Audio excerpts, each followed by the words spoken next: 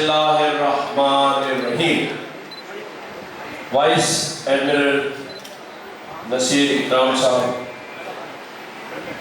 Brigadier عابد صاحب، brigadier retired Javed Asad صاحب، media کے دوستوں، نظم یونیورسٹی کے ہونہار طالب علم، اسٹوڈنٹس، السلام علیکم.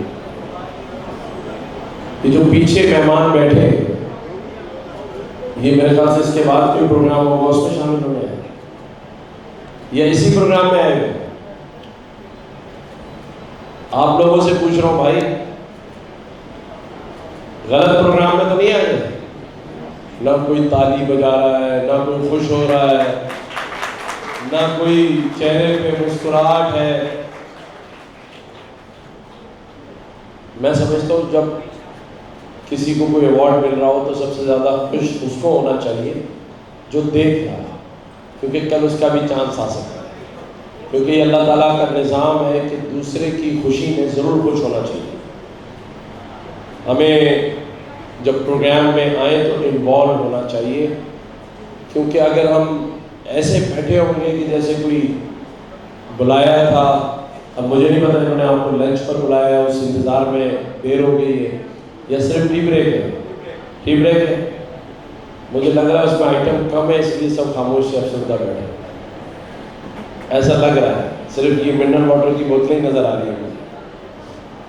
چلے بہرحال آپ کے پروگرام میں پہلے بھی آیا تھا. بریگیڈیئر صاحب، وائس مارشل صاحب، آپ کی نصب یونیورسٹی کے جو طالب علم ہیں، وہ اسٹوڈنٹس پہلے بھی انہوں نے کمال کیا تھا، آج بھی آپ مجھے کچھ دکھانے والے ہیں.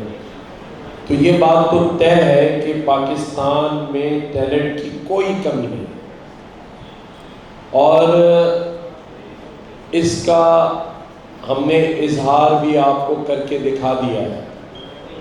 وہ اس طرح سے کہ جب پڑوسی ملک بھارت نے کئی گنا طاقت میں زیادہ ہونے کے باوجود ہمیں چھیڑا تو ہم نے اس کو پچھاڑ کے گرا دیا.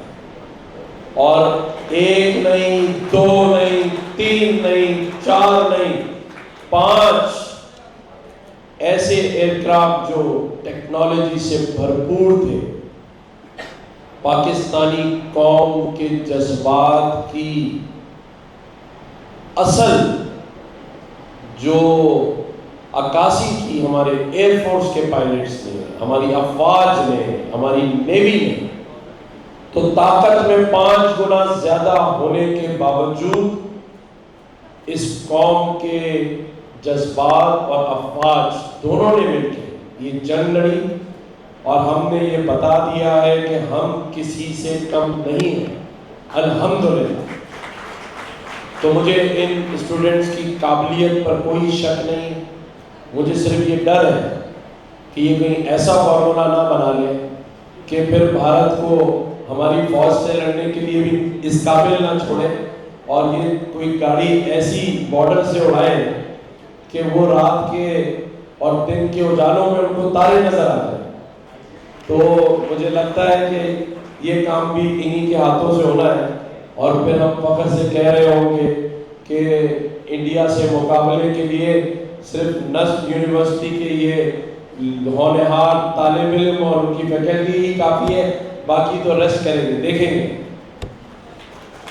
ویسے ہم یہ بات ماننے والی ہے کہ بھارت کی اس خطے میں جو بالادستی ہے، جو وہ کشمیریوں پہ ظلم کر رہا تھا، وہ اپنی بالادستی کی وجہ سے کر رہا تھا، اپنی طاقت کی بنیاد پہ کر رہا تھا. اور اس بالادستی کو بہت سارے لوگ تسلیم کر چکے تھے، لیکن آج الحمدللہ 10 مئی کو افواج پاکستان، ایئر فورس اور نیوی نے ان کو ایسی دھول چٹائی ہے، ان کے غرور کو، ان کے تکبر کو جو خاک میں ملایا ہے، آج تک اس زخموں کو وہ اور اس دھول کو چاٹ رہے ہیں. پوری قوم ان کی لعنت سماجت خود ان کے ملک میں کر رہی ہے. یہ پاکستانی قوم کا تحفہ ہے. آج یہ جتنے لوگ یہاں بیٹھے، یہ اپنے آپ کو ایک فاتح قوم تصور کریں. ہم نے اپنے بچپن میں اپنے والدین سے سنا تھا کہ 1965 میں کیا ہوا، باقی ہم نے جنگیں کیا کری، لیکن آپ وہ قوم ہے جس نے آج کے دور میں جنگ دیکھی اور پھر جیت بھی دیکھی اس جنگ کی. تو آج یہ جیتی ہوئی قوم سامنے بیٹھی ہے. اس لیے میں کہہ رہا تھا کہ بھائی جوش چاہیے، کم از کم بھارت والوں کو پتا ہو کہ یہ قوم جیت کا جشن کیسے مناتی ہے. اسی لیے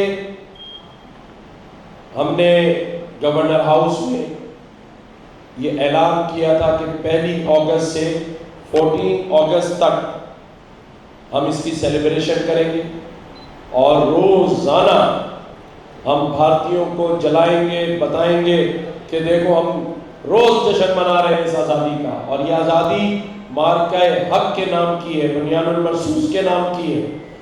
گورنر ہاؤس میں 2 دن پہلے راحت فتح علی کو ہم نے بلایا.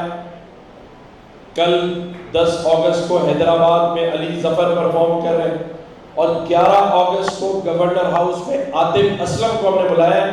اور تمام 10 یونیورسٹی کے جو اسٹوڈنٹس ہیں، ان کے پیرنٹس، ان کی فیکلٹی، سب 11 اگست کو گورنر ہاؤس میں 7 بجے آئے. ہم آپ کے میزبان ہوں گے اور آپ سب ہمارے مہمان ہوں گے، اور ہم جشن منائیں گے اس دن. پھر 12 اگست کو علی ظفر گورنر ہاؤس میں آئے گا، اس میں بھی آپ سب لوگ انوائٹڈ ہیں. اور یہ جشن مارکہ حق کا جشن ہے، پاکستانی قوم جیتی ہے اس کا جشن ہے، اور ہمیں فخر ہے اپنے اس ٹیلنٹ پر جو اپنی مدد آپ اور دل سے نئی نئی چیزیں بناتے ہیں.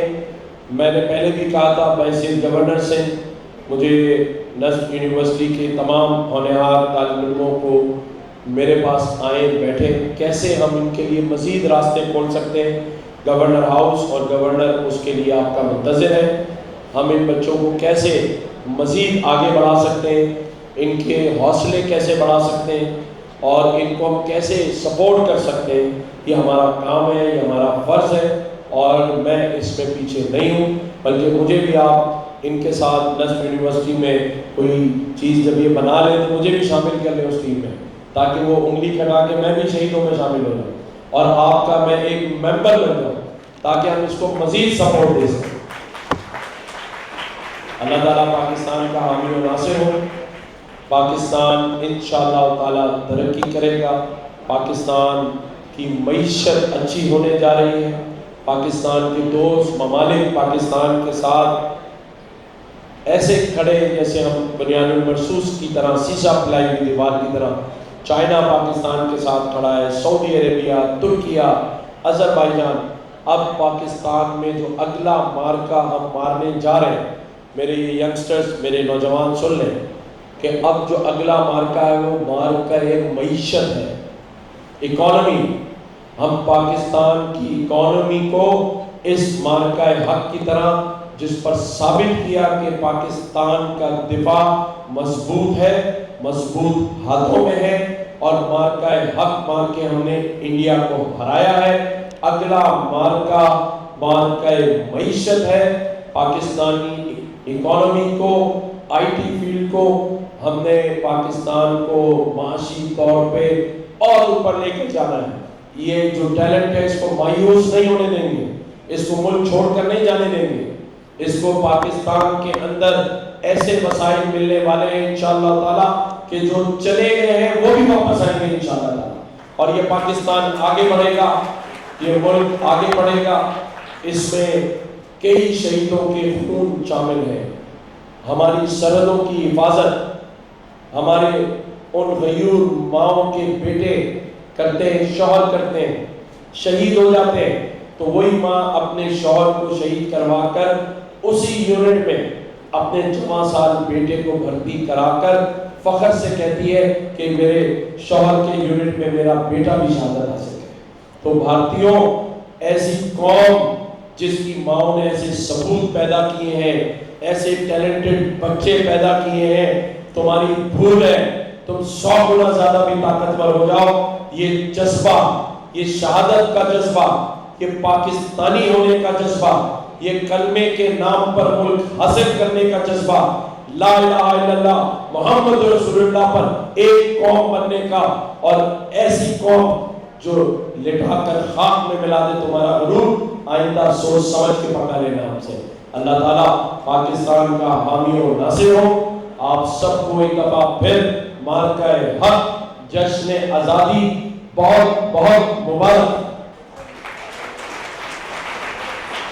اچھا، جو حضرات اپنی بیگمات کے ساتھ بیٹھے ہوتے ہیں ان کی مجبوری کو میں سمجھتا ہوں کہ وہ زیادہ تالی کھل کے نہیں بجا سکتے، کیونکہ پھر بیگم پوچھتی ہے کیوں خوش ہو رہے ہو اتنا، کیا ہو گیا؟ تو وہ تو صحیح ہے، لیکن جو اکیلے بیٹھے ہیں ان کو کیا مسئلہ ہے؟ وہ تو زور سے تالی بجا سکتے ہیں۔ پاکستان زندہ باد۔